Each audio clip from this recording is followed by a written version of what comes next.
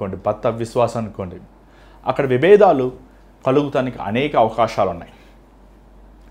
చాలాసార్లు మన కుటుంబాల్లో సంపూర్ణమైన దేవుని చిత్తం అనేది మనము చూడలేకపోతున్నాం. కారణం ఏంటంటే మన దేవుడిచ్చిన భాగస్వామి లేకపోతే పిల్లల్ని ప్రభు దగ్గర నడిపించినప్పుడు వారు మనకి ఆటంకంగాను సమస్యగాను మారుతూ మనం చూస్తున్నాం. మరి ఈరోజు ఒక ప్రత్యేకమైన వ్యక్తి గురించి మనం చూద్దాం. మరి దేవుని వాక్యం వెళ్ళకముందు వచ్చిన ప్రార్థన. పరిశుద్ధమైన తండ్రి, దయగల ప్రభువా, మరొకసారి నాయన నీ వాక్యాన్ని ధ్యానించవచ్చునుగా నన్ను సిలువ చోట మరుగుపరచు, నువ్వు బిడ్డలతో నువ్వు మాట్లాడు నాయన. ఈ సమయాన్ని ఆశీర్వదించు, దీవించమని యేసు నామములో అడుగుచున్నాం తండ్రి, ఆమేన్. అపోస్తుల గ్రంథం 16వ అధ్యాయము. అపోస్తుల గ్రంథం 16వ అధ్యాయము 14వ వచనం నుంచి చదువుదాం. దయచేసి మీ బైబిల్ మీరు చూడండి. అప్పుడు లుదియాయను దైవభక్తి గల ఒక స్త్రీ వినుచుండెను. ఆమె ఊదా రంగు పొడిని అమ్ము తయుతైన పట్టణస్థురాలు. ప్రభు ఆమె హృదయమును తెరచును కనుక పౌలు చెప్పిన మాటల యందు లక్ష్యముంచెను. ఇక్కడ మనము లూదియా అనే వ్యక్తిని చూస్తున్నాం. ఇంగ్లీష్లో లిడియా అంటారు, తెలుగులో లూదియా అంటారు. ఇక్కడ ఈమె ఒక యూదురాలు, మోషే ధర్మశాస్త్రయందు విశ్వాసం ఉంచిన ఆమె. మరి ఆమె దేవుని తెలుసుకున్నప్పటికీ, దేవునిలో ఉన్న గొప్పతనాన్ని ఎరిగినప్పటికీ ఆమె యెరూషలేములో లేదు కానీ ఫిలిపియా అనే ప్రాంతంలో ఆమె ఉంటే మనం చూస్తున్నాం. మనం కొంచెం ముందే అధ్యాయం చదివినట్లయితే దయచేసి మీరు 6వ వచనం చూసినట్లయితే ఒకసారి చదవండి. ఆసియాలో వాక్యము చెప్పకూడదని పరిశుద్ధాత్మ వారి నాటంకపరిచినందున వారు ఫ్రుగియా గలతీయ ప్రదేశముల ద్వారా వెళ్ళిరి. మూసియా దగ్గరకు వచ్చి బీతునీయకు వెళ్ళుటకు ప్రయత్నము చేసిరి గాని యేసు యొక్క ఆత్మ వారిని వెళ్ళనీయలేదు. ఇక్కడ మనం చూసినట్లయితే పరిశుద్ధాత్ముడు ఆసియా అనే ప్రాంతం దగ్గరికి వెళ్ళటానికి వాక్యం పరిమితించలేదు. అలాగే వీరు బీతియా అనే ప్రాంతంని వెళ్దాం అన్నప్పటికీ పరిశుద్ధాత్మ దేవుడు యేసు ప్రభు ఆత్మ ఏమంటే ఆ పరిశుద్ధాత్ముడు అన్నాడు. కానీ చూసిన స్పిరిట్ ఆఫ్ జీసస్ చూసినట్లయితే స్పిరిట్ ఆఫ్ జీసస్ అని ఉంది. ఏమంటే చాలామంది పరిశుద్ధాత్మ వేరు, యేసు ప్రభు వేరు, తండ్రి వేరు, వారు ఏకరీతిగా ఉన్నవారు. వారు ముగ్గురు అదే సమయంలో వారు ఏకరీతిగా ఉన్నవారు. దేవుడు ఒకరు కానీ వారు ముగ్గురు వ్యక్తులు. ఈ మర్మమును అర్థం చేసుకోవాలని చాలామంది మానవ రీతిలో అర్థం చేసుకోవాలని ఆశిస్తుంటారు. అది అసాధ్యం. దేవుడు మనం చేసిన వాడు. దేవుడు మనకి ఎంతవరకు బయలుపరుస్తారో త్రిత్వం గురించి అంతవరకే మనం గ్రహించగలం. ఏమండి యేసు ప్రభు పరిశుద్ధాత్మ, మరలా ద స్పిరిట్ ఆఫ్ జీసస్. ఏమండి యేసు ప్రభు ఆత్మ, తండ్రి అని దేవుడు, వీరు ఏకరీతిగా ఉన్నవారు. వీరు ముగ్గురు ఏమండి ఒకరు త్రిత్వం, మన దేవుడి త్రిత్వం. ఇక్కడ మనం చూసినట్లయితే వీరు పౌలుని దేవుడు ఆసియాకి కానీ బితియానా అనే స్థలానికి కానీ పరిమితించలేదు వాక్యం చెప్తానికి. కానీ దేవుడు తనకు ఒక దర్శనమును చూపించి, అక్కడ చూడండి 9వ వచనం చదివితే మనకు అర్థమవుతుంది.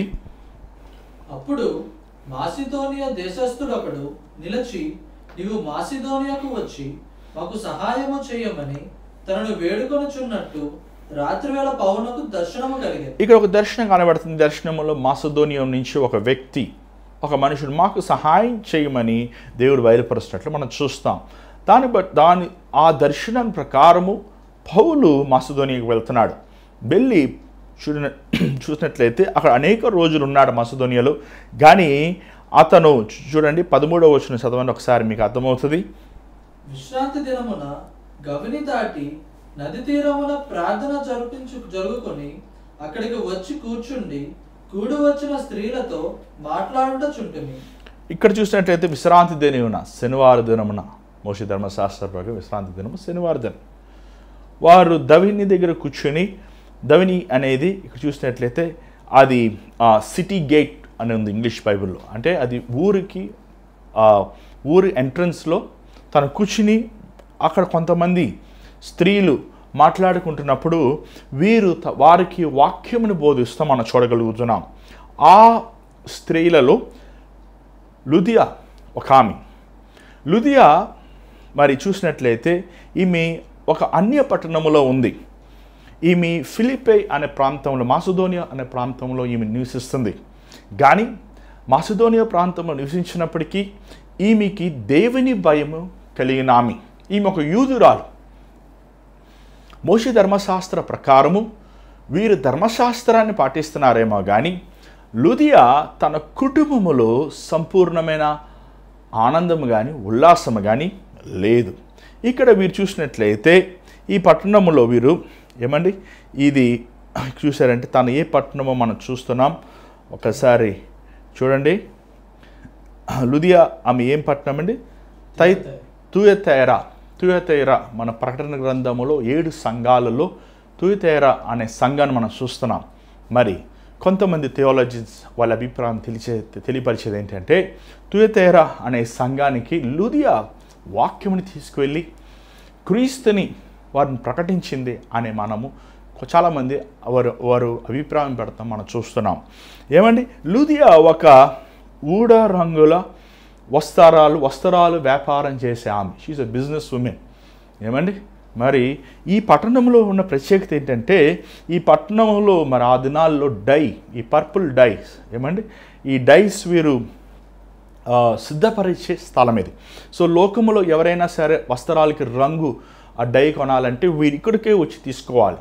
అంత మాత్రం కాదు, వీరు మంచి శ్రేష్టమైన ఒక న్యాయమైన ఒక విలువైన వస్త్రాలు కొనుక్కోవాలన్నా సరే వీరు ఈ ప్రాంతానికే వచ్చి తీసుకోవాలి. తను దేవుని భయపడే వ్యక్తి. అదే సమయంలో తను దేవునికి భయపడుతుందని చెప్పి తన సమయాన్ని వ్యర్థంగా ఖర్చు పెట్టకుండా జ్ఞానం కలిగిన స్త్రీ తన చేతులకి చక్కగా పనిచేస్తున్నట్లు తన కుటుంబాన్ని చక్కబెట్టుకుంటుంది. అలాగే తనకి దేవుడిచ్చిన తలాంతు ప్రకారం తను ఒక వ్యాపారం చేస్తున్నట్లు కూడా మనం చూస్తున్నాం. కానీ ఎప్పుడైతే పౌలు దేవుని వాక్యాన్ని ప్రకటిస్తున్నాడో, ఎప్పుడైతే యేసుప్రభు గురించి, యేసుప్రభులో ఉన్న మాధుర్యాన్ని, యేసుప్రభులో ఉన్న శక్తిని, యేసుప్రభులో ఉన్న ఆ పొకిషముల్ని బోధించినప్పుడు అక్కడ చూసినట్లయితే అక్కడ మాట ఉంది చూడండి, దేవుడు తన హృదయమును తెరచగా. అక్కడ అనేక మంది స్త్రీలు ఉన్నారు, అక్కడ అనేక మంది తన వాక్యము వింటున్నారు. కానీ దేవుడు లుదియా హృదయం మాత్రమే తెరిచినట్టు మనం చూస్తున్నాం. చూడండి, ఈరోజు ఈ వాక్యాన్ని మీరు వింటున్నారు. చాలామంది వాక్యం చెప్తాం, మనం వింటాం. చాలామంది కూడికి వచ్చినప్పుడు కొన్ని 1,00,000 మంది వస్తారు, 50,000 మంది, 10,000 మంది. చాలాసార్లు ఒక ప్రసంగాన్ని అనేక మంది వీక్షిస్తుంటారు. కానీ ఎంతమంది వీక్షించినా, ఎంతమంది దేవుని వాక్యం విన్నా, అది దేవుడు మన హృదయాన్ని తెరిస్తే తప్ప దేవుని ఆత్మకార్యము ఆ వ్యక్తి హృదయములో జరగదు. చూడండి, మనం చూసినట్లయితే యోహాను సువార్తలో ప్రభు అంటున్నాడు ఈ మాట. యోహాను సువార్త 6వ అధ్యాయం 44వ వచనం ఒకసారి చూడండి. క్షమించండి. యోహాను సువార్త 6వ అధ్యాయం 44వ వచనం. నన్ను పంపిన తండ్రి వారిని ఆకర్షించితేనే గాని ఎవడను నా యొద్దకు రాలేడు. ఇక్కడ చూసినట్లయితే నన్ను పంపిన తండ్రి నా యొద్దకు ఆకర్షించుకుంటేనే కానీ నా యొద్దకు ఎవరు రాలేరు. చూడండి, ఈరోజు యేసుప్రభు నా దేవుడు, యేసుప్రభు నా సొంత రక్షకుడు అని ఒక తీర్మానం చేసి అనుదినము క్రీస్తు కోసం నువ్వు జీవిస్తున్నావంటే, అనుదినము ప్రభు వాగ్దానాలు లేకపోతే ఆజ్ఞల ప్రకారం నువ్వు నడుస్తున్నావంటే దేవుడు నిన్ను పిలిచాడు, దేవుడు నిన్ను కోరుకున్నాడు, దేవుడు నిన్ను ఎన్నుకున్నాడు, దేవుడు నీ పట్ల ఒక ఉద్దేశం కలిగి ఉన్నాడు. సో మనం గమనించాలి, మన జాగ్రత్తగా గమనించాలి. దేవుడు ఒక వ్యక్తిని ఆకర్షించుకుంటేనే కానీ మన యొద్దకు ఎవరు రాలేరు. చాలాసార్లు ఇది అర్థం చేసుకోరు చాలా బోధకులు. వారు ఊరి నిండా వాల్ పోస్టులు అంటిస్తుంటారు, ఊరి నిండా అడ్వర్టైజ్మెంట్లు చేస్తుంటారు. హడావుడు ఎక్కువ వేస్తారు. మా సభలకి ఇంతమంది వస్తున్నారు, మా సంఘానికి ఇంతమంది వస్తున్నారు, మేము ఇంత సాధించామని డబ్బా కొట్టుకుంటారు. కానీ దేవుడు ఆకర్షించిన వారు మాత్రమే వారు పరలోక రాజ్యాన్ని ప్రవేశిస్తారు. దేవుడు ఆ సందేశము ద్వారంగా వారి హృదయములు మాత్రమే వారు క్రీస్తు కోసం అంతము వరకు నిలిచుంటారు. విత్తుమాను ఉపమానం అని మనము ఒక యేసుప్రభు చెప్పిన ఉపమానం వింటాం. అక్కడ ఒక విత్తువాడు కొన్ని గింజలు నడిచే మార్గంలో పడవేస్తాడు. అది కాకులు పక్షులు తీసుకెళ్ళిపోతాం, లేకపోతే తొక్కబడతాం, అది వ్యర్థంగా పోతాం మనం చూస్తున్నాం. కొన్ని విత్తనాలు రాతి నేల మీద పడతాం మనం చూస్తున్నాం. లోతు లేని వల్ల ఆ చెట్టు చనిపోతాం మనం చూడగలుగుతున్నాం. ఇంకొకటి ముళ్ళకంప మీద పడుతున్నాయి. ఆ ముళ్ళకంప మీద పడిన విత్తనములు ఐకిక విచారముల ద్వారంగా, లోక సంపదల మీద కార్యాల ద్వారంగా ఆ చెట్టు చంపబడతాం మనం చూడగలుగుతున్నాం. కానీ ఏదైతే బాగా దున్నబడిందో, ఏ నేల అయితే చక్కగా సిద్ధపరచబడిందో ఆ నేల మీద విత్తనం పడినప్పుడు అది 100 రెట్లు ఫలిస్తాం మనం చూడగలుగుతున్నాం. చూడండి, దేవుని వాక్యము ప్రకటించే ముందు చాలామంది దేవుని వాక్యము వినటానికి ఇష్టపడరు. మనం అనుకుంటాం ఏంటి వాళ్ళలో లోపము కాదు.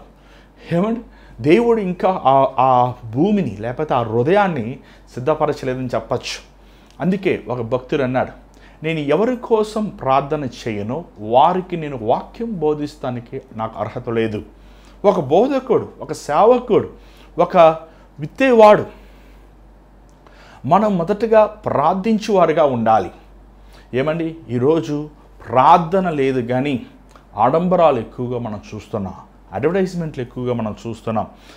ఎక్కువగా మనము ఊర్లో ఉన్న వారందరినీ మన దగ్గర రావాలి అని ఆశపడుతున్నారే కానీ అనేక మనుషుల కోసం రక్షించబడాలి, మారు మనసు పొందాలి, వారు క్రీస్తులో స్థిరపడాలి అనే ఆశ వాంఛలేని వారుగా మనం చూస్తున్నాం. ఈరోజు ఒకటి గమనించాలి, పౌలు మసదోనియాకి వెళ్ళాడు. చెప్పాలంటే పౌలు మసదోనియాలో తన యాత్రలో అక్కడ పెద్ద ఫలితం కనబడలేదు. అక్కడ 1-2 ఆత్మలు తను మహా ఉంటే తను చూస్తాం మనం చూడగలుగుతున్నాం. తను అక్కడ మళ్ళా ఖైదీ, చెరసాల అధిపతి, తన కుటుంబము, లుదియా కుటుంబం, ఈ 2 కుటుంబాలు మాత్రం మారుతాం మనం చూడగలుగుతున్నాం. కానీ పౌలు అంత ప్రయాసపడినప్పటికీ, అంత కష్టపడినప్పటికీ తన లోకరీతైన విధంగా పరిచర్య చూసినప్పుడు అది సారవంతమైన పరిచర్య కనబడలేదు. కానీ దేవుని దృష్టిలో దేవుని చిత్తాన్ని చేస్తున్నాడు కాబట్టి అది చిన్న సేవ అయినప్పటికీ అది విలువైన సేవగా మనం చూస్తున్నాం. ఇక్కడ ఈ లుదియా దేవుని వాక్యం విన్నాక, దేవుడు తన హృదయాన్ని తెరిచాక, తన హృదయం దేవునికి అప్పచెప్పుకున్నాక ఆమె ఏం చేసిందంటే చూడండి, 15వ వచనం చదవండి దయచేసి. ఆమె ఇంటి వారును బాప్తిస్మము పొందినప్పుడు ఆమె, నేను ప్రభువునందు విశ్వాసము గలదానని మీరు ఎంచితే నా ఇంటికి వచ్చి ఉండుడని వేడుకొని మమ్మల్ని బలవంతము చేశాడు. ఇక్కడ మనం చూసినట్లయితే ఇక్కడ పౌలు ఆ రోజు వాక్యం ప్రకటించాడు, ఆ రోజు దేవుడు తను స్పందించాడు, మరలా పౌలు తన ఉన్న స్థానానికి వెళ్ళిపోయాడు. కానీ లుదియా ఇంటికి వెళ్ళాక ఏం చేసిందంటే పౌలు చెప్పిన మాటలు, క్రీస్తు నిమిత్తం క్రీస్తు గురించి చెప్పిన మాటల్ని లుదియా తన ఇంటి వారికి ప్రకటించింది. ఇది చాలా విలువైనదండి. ఈరోజు చాలాసార్లు మన మందిరాల్లో, సంఘముల్లో చాలాసార్లు పురుషులు ఎక్కువ మంది ఉంటారు, కొన్నిసార్లు స్త్రీలు ఎక్కువ మంది ఉంటారు, కొన్నిసార్లు పిల్లలు ఎక్కువ మంది ఉంటారు. కానీ వారు మందిరానికి అనేక సంవత్సరాలు వస్తుంటారు, కానీ వారి ఇంటిలో రక్షించబడిన వారు అనేక మంది ఉంటుంటారు. దేవుని తెలియని వారు, దేవుని ప్రేమ ఎరగని వారు. దానికి కారణం ఏంటంటే మందిరానికి వచ్చిన వారు, దేవుని వాక్యాన్ని విన్నవారు, వారి ప్రవక్త నా ఇంటిలో గౌరవరీతిగా ఉండదండి. కొన్నిసార్లు చాలాసార్లు నేను గమనించానండి, ఆ పాస్టర్ గారు మంచి వాక్యం చెప్తుంటారు, కానీ పాస్టర్ అమ్మగారు లోకరీతిగా ఉంటారు. పాస్టర్ అమ్మగారు కన్నీటితో ప్రార్థన చేస్తారు, పాస్టర్ గారు పేరుకే పాస్టర్ అన్ని నీచమైన కార్యాలు చేస్తుంటారు. విశ్వాసాలు కూడా అంతే, పాటలు పట్టుకుని గట్టిగా పాడుతుంటారు, కానీ ఇంట్లో వారు అసభ్యముగా ప్రవర్తన ద్వారంగా ఇంట్లో ఉన్న వారందరూ దేవుణ్ణి దూషిస్తారు. ఇలాగ మనం చూస్తున్నాం. చూడండి, మొదటగా ఈరోజు కుటుంబాల్లో సమాధానం లేని కారణం ఏంటంటే ఈరోజు ఇంట్లో రక్షణ పొందిన వారు అంటున్నారు, రక్షణ పొందిన భార్య, రక్షణ పొందిన భర్త, అలాంటి వారు కలిసి ఉండాలంటే, అలాంటి వారు కలిసి వారు వివాహ జీవితాన్ని కొనసాగించాలని ఎప్పుడు మనస్తాపాలు ఉంటాయి. ఆ మనస్తాపాల సమయంలో, గొడవల సమయంలో, కొట్లాట సమయంలో రక్షించబడిన వ్యక్తి క్రీస్తుని చూపించాలి. మనము అరిసి కేకలు వేసి బోధించి వారికి మనము దేవుని ప్రేమ చెప్తాం వల్ల ప్రయోజనము లేదు. దేవుని ప్రేమను మనము ప్రకటిస్తాం వల్ల నోటితో ప్రకటిస్తాం వల్ల ఏం ప్రయోజనం? నీ క్రియలు చాలా ముఖ్యం. నీ ఇంట్లో ఉన్న నీ తల్లిదండ్రులకి, నీ ఇంట్లో ఉన్న నీ భాగస్వామిని, నీ ఇంట్లో ఉన్న నీ బిడ్డల్ని దేవుడు గొప్పవాడు, దేవుడు మంచివాడు అని చెప్తూ నువ్వు వారిని నీ క్రియలు వ్యత్యాసంగా ఉంటే దానివల్ల ఏం ప్రయోజనం? లుదియా చూసినట్లయితే తన దేవుని వాక్యం విన్నాక తను ఆ సువార్తను ఏమంటే తన ఇంట్లో ఉన్న వారందరికీ ప్రకటించింది. ఆ సువార్తను వారు అంగీకరించారు. అంటే లుదియా ఎంత చక్కగా జీవించిందో, ఎంత గౌరవరీతిగా జీవించిందో మనం ఆలోచించాలి. తన భర్త లుదియా చెప్పిన మాటలను ప్రశ్నించలేదు. లుదియా చెప్పిన మాటలకి తన బిడ్డలు ప్రశ్నించలేదు. వారు సంతోషంగా యేసు ప్రభువుని అంగీకరించారు. అందుకే వారు బాప్తిజం తీసుకుంటానికి వచ్చారు కుటుంబంగా. అందుకే వారు యేసు ప్రభువుని వారి జీవితం సమర్పించుకోవడం కోసం వచ్చారు. వారు ఈరోజు కుటుంబంలో విభేదాలు కారణం ఏంటంటే రక్షణ పొందిన వారి కోసము ప్రార్థించు వారుగా ఉన్నారు. రక్షణ పొందిన వారు చూడండి, దేవుడు నిన్ను రక్షించాడు. దేవుడి ప్రేమ నీకు తెలుసు, దేవుడి గొప్పదనం తెలుసు. నువ్వు కూడా వాళ్ళకిలాగే కోపము, ద్వేషము, ఈర్ష్య, పగ, అసూయతో నువ్వు జీవిస్తుంటే నీ భాగస్వామిని ఎప్పుడు నువ్వు క్రీస్తులో నడిపించగలవు? ఒకప్పుడు నువ్వు అలా జీవించావు, కానీ ఈరోజు యేసుప్రభు నీ హృదయాన్ని మార్చాడు, నీ స్వభావాన్ని మార్చాడు. నీ క్రియల ద్వారంగా నీ ఇంటి వారిని నీవు సంపాదించుకున్నప్పుడు వారు యేసులో ఉన్న గొప్పతనాన్ని తెలుసుకోగలుగుతారు. ఈరోజు కుటుంబాల్లో అనేక సార్లు డబ్బుల దగ్గర, ఆస్తుల దగ్గర, ఇంకేమండి అనవసరమైన వ్యర్థమైన మాటలు, అనవసరమైన కార్యాల వల్ల దేవుడిచ్చిన సమాధానాన్ని పోగొట్టుకుంటున్నాం. చూడండి, దేవుని బిడ్డలమైన మనము దేవునికి తప్ప లోకరీతైన ఏదైనప్పటికీ మనము దాని ముఖ్యత్వం ఇవ్వం. దేవునికి తప్ప మనం దేనికి లొంగము. నీ భర్త అయినా నీ భార్య అయినను వారు శరీరీతైన వస్తువులు కానీ ధనము కానీ నీ ఏమైనా వారు తీసుకుని ఆశించినప్పుడు ధారాళంగా ఇచ్చేయండి. నీ భాగస్వామి కదా. చాలాసార్లు నా జీతం ఇది నాది, నా డబ్బులు, ఈ నా ఇల్లు, ఇది నా ఆస్తులు అంటుంటారేంటండి. పెళ్లి చేసుకుని 3 పిల్లలు ఉన్నప్పటికీ నాయి అంటారేంటి? అంటే ఏంటి అర్థము? మీలో ఇంకా లోతైన రక్షణ లేదు, మీలో ఇంకా లోతైన మారు మనసు లేదు, ఇంకా మీరు క్రీస్తులో కడగబడిన వారుగా లేరు. ఏదో నామకావాస క్రైస్తవులుగా, లేకపోతే మీ పితరులు క్రైస్తవులు కాబట్టి, లేకపోతే ఏదో యేసు నమ్ముకుంటే మనకు అన్ని లాభాలు వస్తాయి అని ఆశించి మీరు ప్రభువుని నమ్ముకున్నారే కానీ యేసులో ఉన్న గుణము మీలో లేదు. చూడండి, ఇక్కడ లుదియా గురించి ఎంత చక్కగా చెప్పబడింది. ఆమె దేవునిని ఆరాధించింది. అంటే ఆమెకి యేసు ప్రభు గురించి తెలియదు, కానీ ఆమె మోషే ధర్మశాస్త్రాన్ని విడిచిపెట్టలేదు. ఈ అన్ని దేశం మసదోనియాలో ఎక్కడుంది సమాజ మందిరం లేదే. సమాజ మందిరం యెరూషలేములో ఉన్నాయి. దేవుని మందిరం యెరూషలేములో ఉంది. అయినప్పటికీ తాను దేవుని పట్ల ఆసక్తి కలిగి ఉంది. వాక్యము లేనప్పటికీ, ధర్మశాస్త్రం లేనప్పటికీ, సమాజ మందిరం లేనప్పటికీ, యాజకులు లేనప్పటికీ తన ప్రవక్తను జాగ్రత్తగా కాపాడుకో. మోషే ఇచ్చిన 613 ఆజ్ఞలు తను పాటించిందా లేదని మనకు తెలియదు, కానీ పాటిస్తానికి తను ప్రయత్నించింది చెప్పచ్చు. ఎందుకంటే తనకు దేవునికి భయపడిన వ్యక్తి. తను దేవునితో సహవాసం కోసం, దేవునితో అన్యోన్యం కోసం, దేవుని మార్గంలో నడవాలని ఆశ వాంఛ ఉన్న వ్యక్తి. ఒక వ్యాపారస్తురాలైనప్పటికీ, తన వ్యాపారం చేస్తున్నప్పటికీ తన మనసు ధనం మీద పెట్టలేదు, కానీ తన మనస్సు దేవుని మీద పెట్టింది. అందుకే దేవుడు తన సేవకుడైన పౌలుని ఆసియాకు కానీ లేకపోతే ఇంకో చోట కాకుండా దేవుడు మొదటగా లుదియా కోసము తన ఆ ప్రయాణం చూస్తే ఎన్ని ఆటంకాలు కలిగినాయో, కానీ అన్ని ఆటంకాల్లో దేవుడు తన చిత్తాన్ని, సంపూర్ణమైన చిత్తాన్ని నెరవేరుస్తూ మనం చూస్తున్నాం. ఈరోజు రక్షించబడిన నువ్వు, భార్యవైన నువ్వు, భర్తవైన నువ్వు, అన్నమైన నువ్వు, అక్కవైన నువ్వు, చెల్లివైన నువ్వు, తమ్ముడివైన నువ్వు, నీ ప్రవక్తన ద్వారంగా నీ ఇంటి వారందరినీ యేసు దగ్గర తీసుకొస్తున్నావా? నీ వేషభాషణ ద్వారంగా, నీ క్రియల ద్వారంగా వారు నీలో ఒక ప్రత్యేకతను కనుగొంటున్నారా? నీలో ఉన్న సహనము, నీలో ఉన్న ఓర్పు, నీలో ఉన్న ఆ క్రీస్తు మనస్సుని వారు చూస్తున్నారా? లేకపోతే వారి వలె నువ్వు కూడా ఉన్నావా? చూడండి, లుదియా తన ఇంట్లో ఉన్న వారిని, యేసుప్రభు ఎరగని వారిని ఆకర్షించిందంటే కారణం ఏంటంటే, మొదటగా లుదియా తన ఇంటి వారి కోసం ప్రార్థన చేసిందని చెప్పచ్చు. ఈరోజు ఎంతోమంది కుటుంబాల్లో ఆయన మారడండి, ఆయన తాగబోతూ, ఈమె ఇంతేనండి, ఈమె గయ్యాలి, ఆ పిల్లలు ఇంతేనండి, వీళ్ళు ఇలా ఇన్ని స్టేట్మెంట్లు చేస్తుంటారు. చూడండి, మన దేవుడు గొప్పవాడు కదా. యేసు ప్రభుకి అసాధ్యమైనవి ఏమున్నాయి? ఉపవాసం ఉండి నువ్వు ప్రార్థిస్తే, ఉపవాసం ఉండి నువ్వు దేవుని పాదం దగ్గర నీ కన్నీరు కారుస్తే దేవుడు అసాధ్యమైనవి సాధ్యపరచరా? అనేక సార్లు మన జీవితంలో మన పోరాటాలు ఎదుర్కొంటున్న కారణం ఏంటంటే, మనము దేవునికి మన కుటుంబస్తుల కోసం మనం ప్రార్థిస్తలేదు.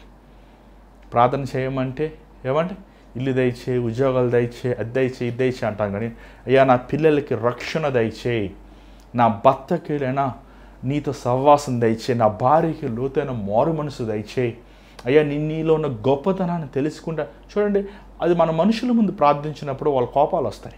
ఖచ్చితంగా అలా మనం ప్రార్థన చేయలేదు. కానీ మనము రహస్యంగా మన తండ్రి అయిన దేవుని ఎదుట మనం కన్నీటితో మనం మొరపెట్టినప్పుడు దేవునికి అసాధ్యమైనది ఏదన్నుందా? ఇందా చదివినట్లు, నేను ఆకర్షించుకుంటేనే కానీ ఎవడు నా ఎదుకు రాలేడండి.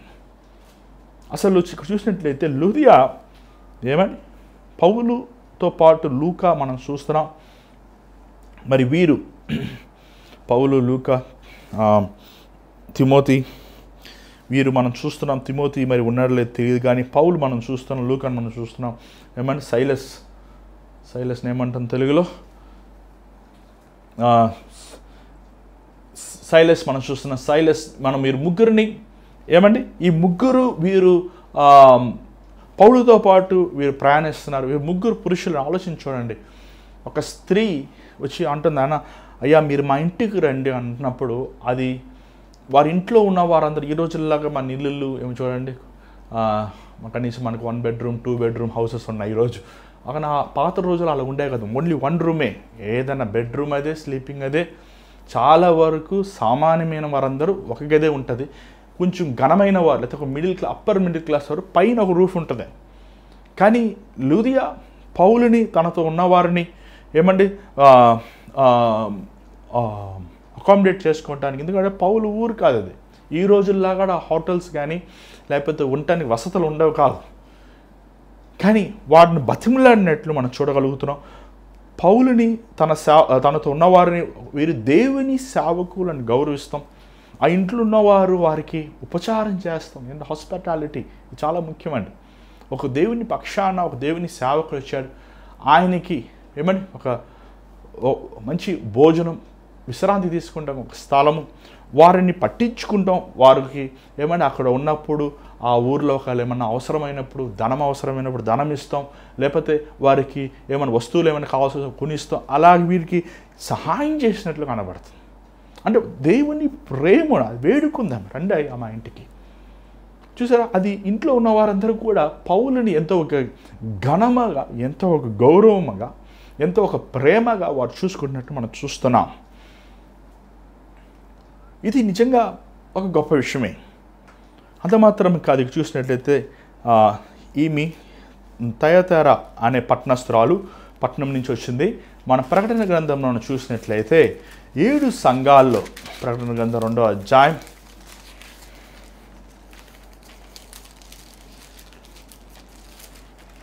ప్రకటన గ్రంథం 2వ అధ్యాయము 18వ వచనం చూసినట్లయితే ఒకసారి చదవండి.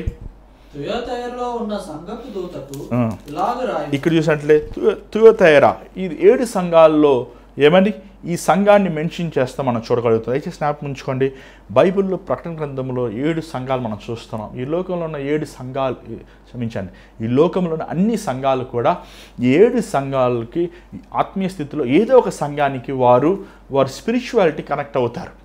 అందుకే ఇది ఈ 7 సంఘాలు పేర్లు 7 ప్రాంతాలు యాక్చువల్లీ చెప్పాలంటే, ఈ 7 ప్రాంతాలు. కానీ ఇందాక చెప్పినట్లు మరి ఈ థియోలాజియన్స్ అభిప్రాయం ఏంటంటే అక్కడ లుదియా కొంతకాలం అయ్యాక తాను వెళ్ళి తన సొంత ఊరిలో తుయితేరా అనే పట్టణంలో క్రీస్తుని గురించి ప్రకటించింది. అనేక మంది ప్రభువు కోసం వీరు రక్షించబడ్డారు, మారు మనసు పొందారు అని ఒక థియోలాజియన్స్ అభిప్రాయం. ఎందుకంటే మనకు బైబిల్లో మనకు అది కనబడతలేదు, కానీ హిస్టరీలో మనం చూసినప్పుడు ఈమె ద ఫస్ట్ పర్సన్ తుయితేరా అనే ప్రాంతానికి సిటీ పట్టణానికి వెళ్ళి సువార్త ప్రకటించింది. ఎందుకంటే మనం చూసిన లుదియా తను రక్షణ సువార్త విని తన ఇంటికి వెళ్ళి పడుకోలేదు, కానీ తన ఇంట్లో ఉన్న వారందరినీ మార్చింది. ఎంత శక్తివంతమైన స్త్రీ మనం చూస్తున్నాం. కాబట్టి దేవుడిచ్చిన ఆ కృప బట్టి ఆమె మరల తన పట్టణానికి వెళ్ళి పట్టణములో ఉన్న అనేక మందిని ప్రభువు కోసం నడిపిస్తూ మనం చూస్తున్నాం. ఈరోజు నీ కుటుంబంలో సమస్యలు ఉంటే నీ కుటుంబస్తుల కోసం నువ్వు ప్రార్థన చేయాలి, ప్రార్థించువాడిగా ఉండు. నీ భర్త కోసం నువ్వు ప్రార్థన చేయి, నీ భార్య కోసం నువ్వు ఎప్పుడు వారి కోసం ప్రార్థిస్తావో అప్పుడు దేవుడు నీకు వారి పట్ల ప్రేమను పుట్టిస్తాడు. ఏమంటే వారిని నువ్వు ఎప్పుడైతే ఎవరి కోసం నువ్వు ఎక్కువగా భారముతో కన్నీరు కారుస్తావో వారి పట్ల దేవుడు నీకు సహనాన్ని పుట్టిస్తాడు. ఏమంటే వారిని సహించుకుంటానికి, వారు నిన్ను హాని చేసినా, వారు నిన్ను బాధ పెట్టినా, వారు నిన్ను ఎగతాళిగా మాట్లాడినా, నిన్ను కుటుంబములో నిన్ను వారు చులకన చూసినా నిన్ను సహించుకుంటానికి శక్తినిస్తాయి. ఎందుకంటే మనం ప్రార్థించినప్పుడు మనము ఏమంటే ఒక వ్యక్తి మీద ద్వేషం పెట్టుకొని మనం ప్రార్థన చేయలేము. ఒక వ్యక్తిని మనం అసహిస్తూ ఆ వ్యక్తి కోసం మనం ప్రార్థన చేయలేము. మనం ఎప్పుడైతే మనం ప్రార్థన చేస్తున్నామో మనలో ఉన్న వ్యత్యాసాలు, ఆ విభేదాలు తొలగిపోతాయి. కాబట్టి ముఖ్యంగా ఈరోజు కుటుంబంలో ఉన్న స్త్రీలు అవనివ్వండి, లేకపోతే పురుషులు అవనివ్వండి, లేకపోతే పిల్లలు అవనివ్వండి, మీరు ప్రార్థించువారుగా ఉండండి. మొదటగా మీ కుటుంబంలో ఉన్న వారిని రక్షించండి. చాలాసార్లు ఈరోజు చాలామంది సేవకు వస్తానంటారు. దేవుడు మమ్మల్ని సేవకు పిలిచాడు, దేవుడు నన్ను మమ్మల్ని కోరుకున్నాడు, కాబట్టి మీ దగ్గర ఒక 6 నెలలు ట్రైనింగ్ అయిపోయి మేము మైక్లో పట్టుకొని ఊరంతా యేసుప్రభుని నమ్ముకొని అరిచేస్తాము అంటారు. లేకపోతే ఇలా యూట్యూబ్లో, ఫేస్బుక్లో వీడియోలు చేసేసి కేకలేస్తుంటారు. చూడండి ప్రియమైన దేవుని బిడ్డలారా, మొదట ఏమంటే ఇంట్లో ఒక మంచి పేరు సంపాదించాను. ముందు ఇంట్లో ఉన్న రక్షించాను. నీ తల్లిదండ్రులు రక్షించబడ్డారా? నీ తోడు పుట్టిన సహోదరులు రక్షించబడ్డారా? నీ భాగస్వామి రక్షించబడ్డారా? నీ భర్త అయిన నీ భార్య అయిన రక్షించబడ్డారా? నీ పిల్లలు రక్షించబడ్డారా? మారు మనసు పొందారా? నువ్వు ఊరిలో ఉన్న ఎవరికో చెప్తావంట. ఫస్ట్ ఇంట్లో ఉన్నవారు ప్రార్థన చేస్తారా? నీ ఇంట్లో ఉన్నవారు దేవుని యందు యథార్థంగా జీవిస్తున్నారా? చూడండి, లుదియా మొదటగా తన ఇంట్లో ఉన్న వారందరినీ క్రీస్తుకి తీసుకొచ్చింది, వారిని రక్షణకు నడిపించింది, వారిని బాప్తిజం తీసుకుంటానికి. ఏమంటే ఒక వ్యక్తి బాప్తిజం ఇవ్వి అని అడుగుతున్నాడంటే ఆ వ్యక్తిలో క్రీస్తు కార్యం చేస్తేనే ఆ మాట అడుగుతాడండి, లేకపోతే అడగలేరు. ఏమన్నా యేసుప్రభు నా రక్షకుడు అంగీకరించాను, నాకు బాప్తిజం దయచే అని ఇథియోపియా ఏమన్నా అధికారి అడిగాడు, ఫిలిప్ని అడిగాడు. ఎందుకంటే దేవుని వాక్యము తన హృదయంలో పనిచేసింది. ఇదిగో నీళ్ళు ఇక్కడ ఉన్నాయి, నాకు ఇచ్చేవా అని అడిగాడు. అలాగా వారి ఇంట్లో ఉన్న వారందరూ కూడా అయ్యా మాకు బాప్తిజం కావాలి, మేము రక్షించబడాలి, మేము బాప్తిజం పొందుకుని దేవుని రాజ్యానికి వెళ్ళాలి అని అడుగుతున్నారంటే కారణం ఏంటంటే దేవుడు వారి హృదయంలో క్రియ చేశాడు కాబట్టి. అర్థమవుతుందండి మీకు? దేవుడు వాళ్ళ హృదయంలో పని చేశాడు కాబట్టి వారు అడగగలుగుతున్నారు. ఈరోజు నీ జీవితంలో, నీ బ్రతుకులో, నీ కుటుంబంలో ఒక మంచి సాక్ష్యం కలిగి ఉన్నావా? నీ జీవితంలో ఉన్న ప్రతి పోరాటం నుంచి విడుదల కలిగింది. చూడు, మనం ఎవరి కోసం ప్రార్థన చేయమో వారే మనకు సమస్యగా మారిపోతారు. లుదియా ఎందుకు తన ఇంట్లో ఉన్న వారి కోసం ప్రార్థించింది చెప్పండి? ఎందుకంటే తనకు బాగా తెలుసు తను ఎవరు యేసు దగ్గర రారో తనకి ఆత్మీయ జీవితానికి తన అన్ని విధాలుగా వారు ఒక సమస్యగా అవుతారని. ఈరోజు నీ భాగస్వామి కోసం నువ్వు ప్రార్థన చేయాలి. ఈరోజు నీ బిడ్డల కోసం నువ్వు కన్నీరు కార్చాలి. దేవుని సన్నిధిలో నువ్వు ఏడవాలి. దేవుని సన్నిధిలో నువ్వు రోధించాలి. దేవుని నువ్వు అడగాలి, దేవా నా పోరాటం ఇది, నా స్థితిగతి ఇది, నా భర్త ఎలా ఉన్నాడు, నా భార్య ఎలా ఉంది, నా జీవితాన్ని మార్చు ప్రభా అని దేవుని సన్నిధిలో మీరు అడిగినప్పుడు దేవుడి కార్యం చేస్తాడు. ఈరోజు లుదియా ఒక మంచి జ్ఞానం కలిగిన స్త్రీ కనబడుతుంది. ఎందుకంటే మొదటిగా తన సమయాన్ని చక్కగా ధనంగా మార్చుకుంటుంది, తను ఒక వ్యాపారం చేస్తుంది, బట్టల వ్యాపారం చేస్తుంది, సమయాన్ని వ్యర్థంగా పోనిస్తలేదు. జ్ఞానం కలిగిన స్త్రీ కుటుంబాన్ని చక్కబెట్టుకుంటుంది. ఏమండి మనం సామెతలు 31వ అధ్యాయం మీరు చదవండి, ఇంకా మీకు అనేక విషయాలు దాంట్లో తెలుసుకోవచ్చు. మనకు సమయం లేని వల్ల ఇప్పుడు మనం చూస్తలేదు దాన్ని. కానీ లూదియా చూసినట్లయితే తన ఆత్మీయ జీవితాన్ని సరిగా పెట్టుకుంది, దేవునికి భయపడుతుంది, మోషే ధర్మశాస్త్ర ప్రకారము ధర్మశాస్త్రాన్ని పాటిస్తుంది. అయినప్పటికీ పౌలు ఎప్పుడైతే స్వార్థను ప్రకటించాడో, దేవుడు ఎప్పుడైతే తన హృదయాన్ని తెరిచాడో, ఆమె ఆ రక్షణ స్వార్థను హృదయంలో దాచుకొని అంతటితో ఆగిపోలేదు. కానీ తనకి వెళ్ళి తన ఇంట్లో ఉన్న వారందరినీ యేసు దగ్గర నడిపించింది. ఒక గొప్ప ప్రార్థనా పరురాలుగా ఆమె మారుతున్నట్లు మనం చూడగలుగుతున్నాం. ఈరోజు మీ జీవితంలో మీరు అలా అధికముగా మనం మాట్లాడే వారిగా ఉన్నాం, కానీ అధికముగా మనం ఆలోచించే వారిగా ఉన్నాం, కానీ అధికముగా మనం ఏం చేస్తారు చెప్పండి, కుండలు చెప్తుంటారు చాలామంది, పుకార్లు చెప్తారు. మా భర్త ఎలాగండి, మా భార్య ఎలాగండి, మా పిల్లలు ఎలాగండి అని మేము నిందిస్తాం కానీ దూషిస్తాం కానీ కనబడుతుంది. అయితే పౌలు దగ్గరికి వచ్చి కంప్లైంట్ చేస్తాం, మీరు ప్రార్థన చేయని అంటాం కనబడుతుంది. కానీ ఈమెల్లి ప్రార్థన చేస్తాం, ఈమెల్లి దేవుని సన్నిధిలో రోధిస్తాం. దేవుడు ఈమె సాక్ష్యం ద్వారంగా, ఈమె జీవితం ద్వారంగా ఈమెని అన్ని జనులైన వారి కుటుంబస్తుల దగ్గర క్రీస్తు దగ్గరకు ఈమె ద్వారంగా, ఈమె ప్రార్థన ద్వారంగా వారు ప్రభువులోకి వస్తాం మనం చూస్తున్నాం. ఈరోజు ఇది చాలా ముఖ్యమైన అంశం అండి. దయచేసి మన కుటుంబాలు ఇంకా రక్షించబడలేదు. నీ భర్త కానీ, భార్య కానీ, నీ బిడ్డలు కానీ రక్షించబడకపోతే ఆ కుటుంబంలో సమాధానం ఉండదండి. ఖచ్చితంగా సమాధానం ఉండదు. ఒక తాగుబోతైన భర్త, ఒక గయ్యాలైన భార్య, లేకపోతే తిరుగుబాటైన పిల్లలు ఇంట్లో ఉంటే ఆ ఇల్లు ఎలా సమాధానంగా ఉంటుంది? ఆ ఇల్లు ఎలా సంతోషంగా ఉంటుంది? ఎలాగా ఆ ఇల్లు వారు అభివృద్ధి పొందగలరు? ఎలా వారు సమాధానంగా జీవించగలరు? చూడండి, ఈరోజు మన కుటుంబంలోని బిడ్డలు వారు స్థిరపడాలంటే, వారు యోగ్యమైన వారు అవ్వాలంటే మొదటగా వారు క్రీస్తులోకి రావాలి. చూడండి, బాప్తిజం ఇస్ ద ఫస్ట్ స్టెప్. నువ్వు బాప్తిజమే తీసుకోకపోతే మిలియన్ ఎవరు చేస్తాడు? బాప్తిజం అంటే అమ్మో అబ్బా అంటుంటారు ఈరోజు చాలామంది. ఈరోజు మీ ఇంట్లో రక్షణ పొందిన వారు, బాప్తిజం తీసుకున్న వారు ఉన్నారా? వారి పేరు రాసుకోండి. పొందిన మీరు ఉపవాసం ఉండి వారి కోసం ప్రార్థన చేయండి. ఖచ్చితంగా దేవుడు మీ కుటుంబం అదేం సమస్యలు అయినప్పటికీ రక్షించబడిన వ్యక్తి జీవితంలో, మారు మనసు పొందిన వ్యక్తి జీవితంలో, దేవునికి తన జీవితం సమర్పించిన వ్యక్తి హృదయములో, లేకపోతే అతను బతుకుతూ వారంగా దేవుడు సూరకార్యాలు చేయగలిగిన వాడు. మొదట నువ్వు దేవుడిని హృదయం ఇవి, నీ బ్రతుకుని సమర్పించుకో. దాని తర్వాత నీ కష్టార్జితాన్ని ఆశీర్వదిస్తాడు. నీ దరిద్రతను, అప్పులు, వ్యర్థమైన ఖర్చులు, అనవసరమైన లోట్లు దేవుడు తొలగిస్తాడు, సమృద్ధిని దయచేస్తాడు. ఈరోజు అలా మనం ఉందాం. దయచేసి ఈరోజు మన కుటుంబంలో ఆ సమస్య ఉందని వారు ఇలా మాట్లాడుతున్నారు, వారు అలా మాట్లాడుతున్నారు, వారు ఇలాగ ప్రవర్తిస్తున్నారు, అలా ప్రవర్తిస్తున్నారు అని నిందలు, దోషణలు, లేకపోతే అనవసరంగా పుకార్లు చెప్పకుండా వారి కోసం మనం ప్రార్థన చేద్దాం. వారు క్రీస్తుని తెలుసుకున్నప్పుడు క్రీస్తులాగా వారు మనల్ని ప్రేమించగలుగుతారు, లేకపోతే మనము వారితో సమాధానంగా జీవించగలుగుతాం. దయచేసి స్థలంలో ఉంచండి, ప్రార్థన చేద్దాం. పరిశుద్ధమైన తండ్రి దయగల ప్రభా, మరొకసారి నీ పాసనలోకి వస్తున్నాను.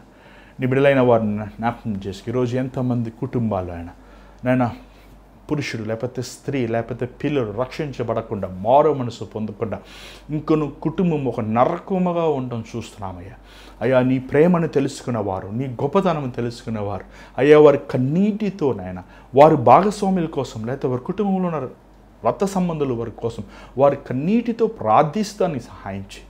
లూదియా ఒక మంచి సాక్ష్యం కలిగి ఉందయ్యా.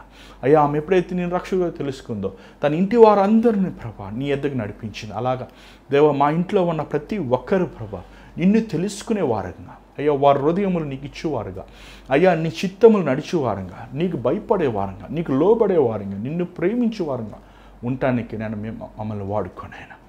దేవా, నేను ఈరోజు విత్తిన వాక్యాన్ని ముద్రించి నీ బిడ్డలతో నువ్వు మాట్లాడమని యేసునామములో అడుగుచున్నాం తండ్రి, ఆమేన్. మరి ఈరోజు దేవుడు మీతో మాట్లాడండి, మనం తెలియపరచండి. మీరు ఎంతోమంది ప్రార్థన అవసరతలు మీరు పంపిస్తున్నారు, మీకోసం ప్రార్థిస్తున్నాం. మరి ఎంతోమంది కార్యం అయిపోయాక మర్చిపోతున్నారు. చూడండి, దేవుని వాక్యం సెలవిస్తుంది, నా ప్రాణమా యెహోవాను సన్నిధించుము, ఆయన చేసిన ఉపకారముల్లో దేనిని మరువకము. దయచేసి మీకు ప్రార్థన చేశాక, దేవుడి కార్యం చేశాక తెలియపరచండి. మేము దేవుని స్తుతిస్తానికి మీతో పాటు మాకు అవకాశం ఉంటుంది. అంత మాత్రమే కాదు, దయచేసి జ్ఞాపకం చేసుకోండి, మీరు అనేక మంది అవసరమైనప్పుడు మాత్రమే దేవుని జ్ఞాపకం చేసుకుంటున్నారు. చాలా చెడ్డ అలవాటు. అనుదినము మీరు దేవునితో సహవాసం గడపండి, దేవుని వాక్యం చదవండి, దేవునితో ప్రార్థన చేయండి. చూడ, ప్రార్థన చేయకపోతే, దేవుని వాక్యాన్ని నువ్వు చదవకపోతే నీ జీవితంలో నువ్వు ఎలా ఫలిస్తావు? నువ్వు ఎలాగ అభివృద్ధి పొందుతావు? ఈరోజు నీ హృదయంని దేవునికి ఇవ్వండి, బతుకుని దేవుని సమర్పించుకోండి. మరి అంత మాత్రం కాదు, ఈ భారమైన పరిచర్యలు దేవుని ప్రేరేపిస్తాయి. మీ గుప్పులు మీ విరాళంను పంపించవచ్చు. మరి స్క్రీన్ మీద కనబడుతున్న Google pay, PhonePe account number ద్వారంగా దేవుడు మిమ్మల్ని ప్రేరేపిస్తే మీ కానుకలు పంపించవచ్చు. మరి దేవుడి చిత్తం మీద రేపు కలుసుకుందాం. అంతవరకు God bless you. Take care.